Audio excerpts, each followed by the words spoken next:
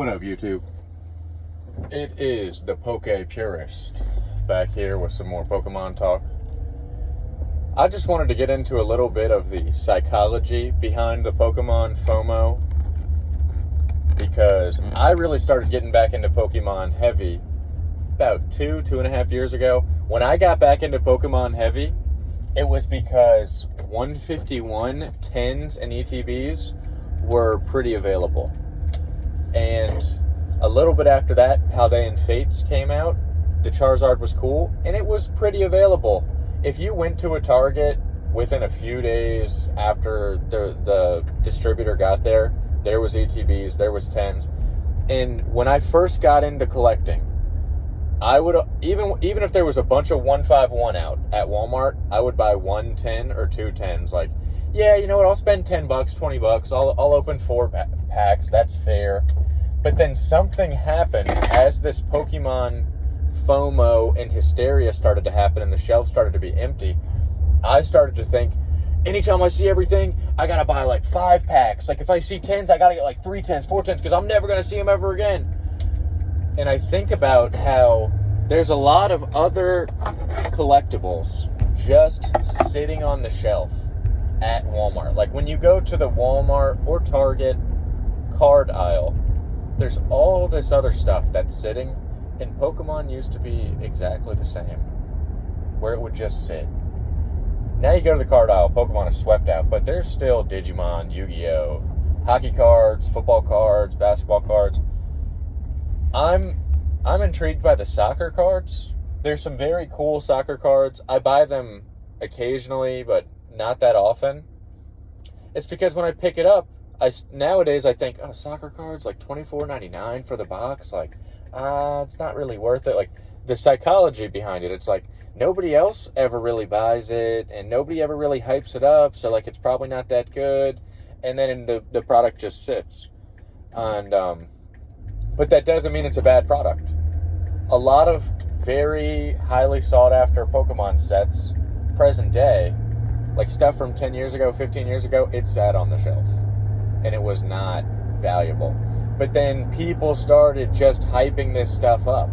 And all of a sudden, the consumer psychology shifts to like, buy. Everybody needs Pokemon. Everybody has to buy Pokemon. Buy. And that sentiment, like that consumer psychology can change like a moment's notice. It's like, at any point, somebody can just pop that bubble and be like, hey, do you guys realize that when you're ripping open Pokemon packs, you're usually losing money? Do you guys realize that Pokemon is a kid's game? Do you realize that Pokemon has been releasing tons of sets every year? And that if you go on eBay and you just look at single cards that are interesting, you can find a lot of illustration rares, trainer gallery cards, Japanese cards, old WotC era cards, even like WotC first editions that are non-holos of very good Pokemon are pretty cheap. Like I bought a near mint first edition Golem card for maybe $5. I like Electabuzz. There's like Wizards of the Coast promo cards, Electabuzz, $5 to $10. I mean, the Japanese illustration rares and art rares, they're very cheap. The consumer psychology with the Pokemon stuff right now is insane, and I believe it's being artificially propped up by the lack of printing and all of those things. And I believe that it will change. I believe that 100%, like everything being hyped up now, most likely will lose its hype. I'm not saying Pokemon will go to zero. All I'm saying is that I wouldn't be surprised if there was a major shift in the psychology of people collecting Pokemon eventually. Because there's something that, like, the scarcity and FOMO cause our brains to, like, go haywire and waste money on things we don't even know about. So, like, I feel like there's still present day, there's new people getting into Pokemon that are getting into it because they've been told that you make money off Pokemon. They're like, if I open this, I'll get a $1,000 card.